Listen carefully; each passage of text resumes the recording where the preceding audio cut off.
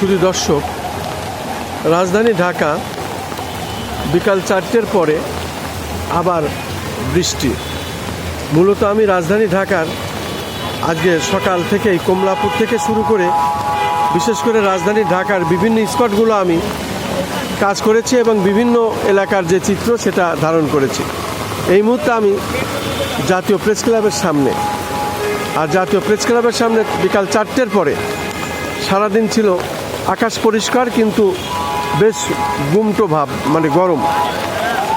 এবং গরমের পর আমরা দেখতে পাচ্ছি রাজধানী ঢাকাতে আবার বৃষ্টি, এবং বৃষ্টি নেমে এসেছে। বৃষ্টির মধ্যে মানুষের বিড়ম্বনার শেষ নাই। আমরা দেখতে পাচ্ছি বৃষ্টিতে মানুষ চলাফেরা করছে, অনেকেই নিচ দিয়ে ছাতা মাথায় যাতে না ভেজে, পাশাপাশি অনেকে আশ্রয় নিয়েছেন যেখানে বৃষ্টির পানি না লাগে।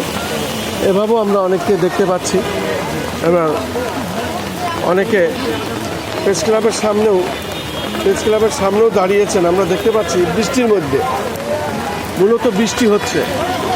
আমি বৃষ্টির চিত্রটাই ধারণ করছি মূলত, সেই হিসাবে বৃষ্টির মধ্যে মানুষের যে বিড়ম্বনা সেটাও দেখানোর চেষ্টা করছে। একজন একক মানববন্ধন করছেন এবং মাননীয় প্রধানমন্ত্রীর কাছে উনি ন্যায় বিচারের দাবি জানাচ্ছেন। আমি মূলত বৃষ্টির যে দৃশ্যটি সেটি ধারণ করলাম, পাশাপাশি এই একক মানববন্ধন যিনি করছেন মাননীয় প্রধানমন্ত্রীর কাছে তারও ভিডিওটা আমি বৃষ্টির মধ্যে ধারণ করলাম। তবে ওগুলো আমি আলাদাভাবে আবার নিব, যেহেতু তার দীর্ঘদিনের এই সমস্যাটা। আমি কিছুক্ষণ পরেই তার বক্তব্যটা ধারণ করব। আমি খন্দকার মাসুদুজ্জামান, জাতীয় প্রেস ক্লাবের সামনে থেকে, রাজধানী ঢাকা।